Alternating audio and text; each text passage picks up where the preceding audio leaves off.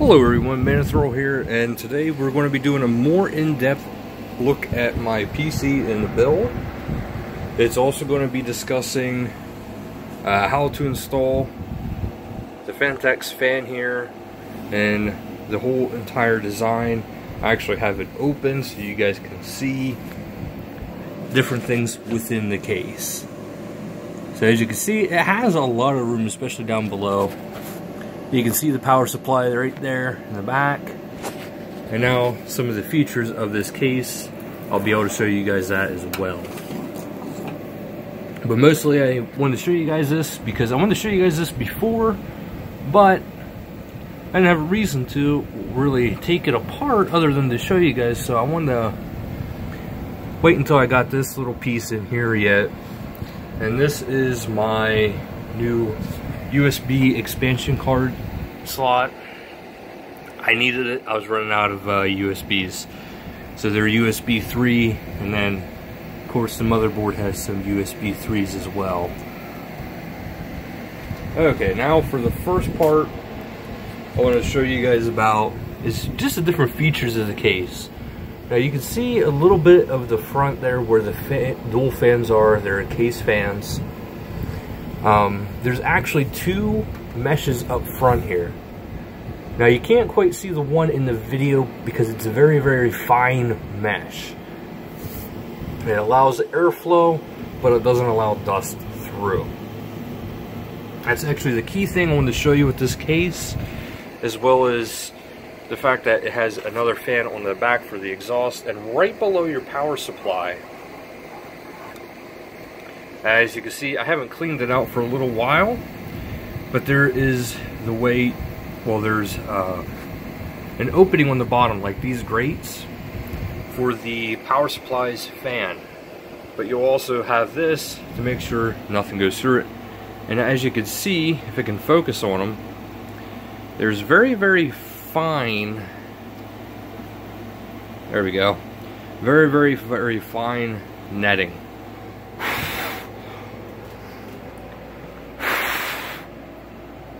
Now if you're like me and you have pets, you'll get dirt in there very easily and very fast. But all this does is you just slide it right back into its holders, and now it's in there securely again. Now also I made sure to, have the table cleaned. And also anytime you're working on electronics, make sure you're grounded or wearing shoes or something like that. This way you're not potentially passing static electricity through it. Now you do actually want to be grounded if you are really getting into it with your computer. I probably actually should have been, but all I did today was plug this in to the SATA. That's all I had to do there. But now the Phanteks fan here, a lot of people were saying it's actually a pain to install, and that is a yes and a no. And I say no because if you look into it, okay, I'm not going to take it off, but if you have a case like this, it is very easy to actually do. Because all you have to do is, if you can see these little screws right here, they are for the motherboard tray. There's 4 of these right here.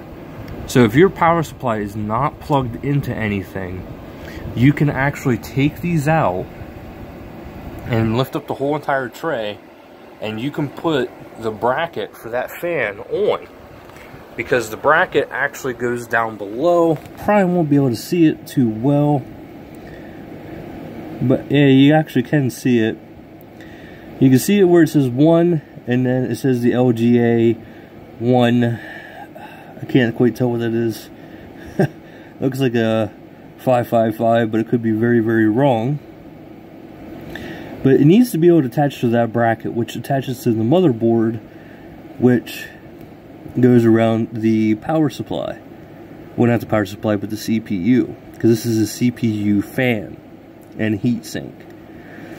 So if you can see it there, it's actually very good as far as its bracket, because you can actually go underneath the tray there and put it in that way.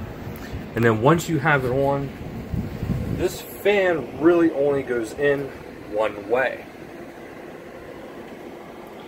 And that fan, I'll see, I had a little bit of a hard time doing this initially because I wanted it this way. I wanted it turned like this. This fan does not fit in there if you have it turned that way. It's, as strange as it might sound, it's actually easier to have it fit in this way than the other way. Because the other way, it was hitting my graphics card. And you don't want this or anything like that touching your graphics card. So that was the main issue I was having there, but it was more of my own personal fault because it wasn't fitting right. But once you have it in, and just like this, and trust me, the heatsink towers being right here does not actually affect your graphics card at all. I've been using this computer now for a little while, and I've been having some high detailed games. For example, you guys have seen Rust and For Honor. Well, actually, I didn't have this set up yet for For Honor, but PlayerUnknown's Battleground. You know, I've had some higher end games going during this, and most of the games, except for PlayerUnknown, have been pretty easy on everything.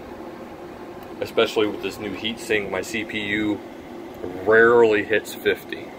Rarely hits 50 degrees Celsius. So that is pretty good. Now my graphics card will still hit into the low to upper 60s, depending on the game.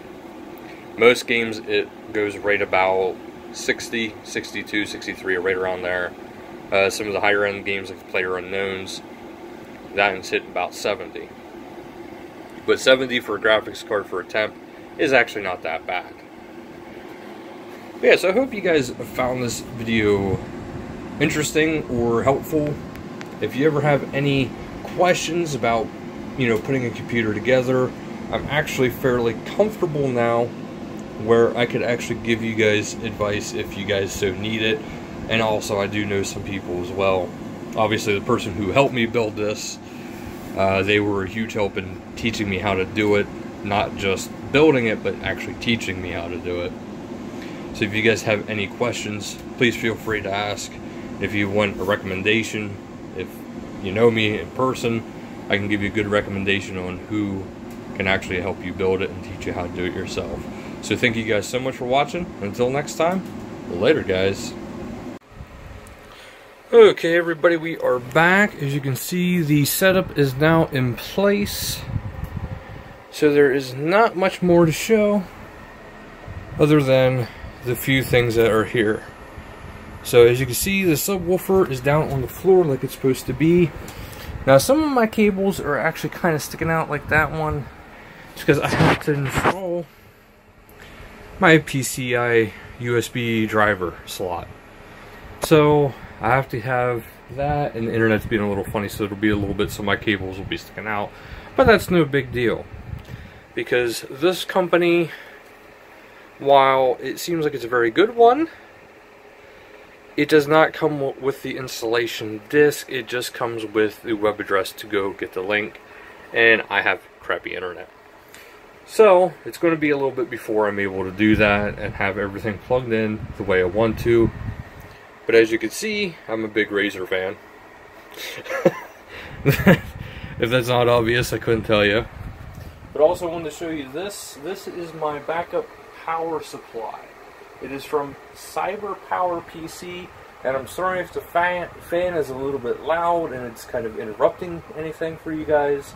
I do apologize for that. I wanted to keep with this video being on my cell phone.